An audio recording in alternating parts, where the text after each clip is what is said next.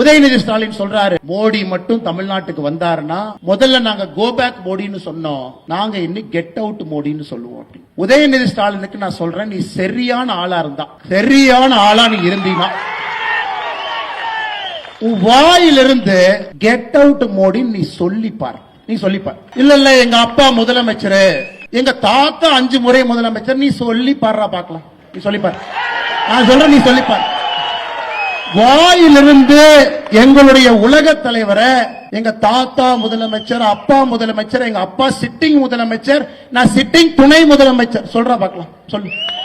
Get out Modi, வெளியே போடா மோடின்னு சொல்லுவாராம். உன் வீட்டுக்கு வெளியே வந்து பால்டாயில் பாபு போஸ்ட் ஒட்டிட்டு வரும்.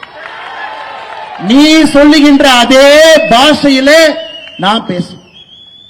உனக்கு ஒரு உலக தலைவரை மதிக்க தெரியல, ஒரு கத்துக்குட்டி, நீ கத்துக்குட்டி.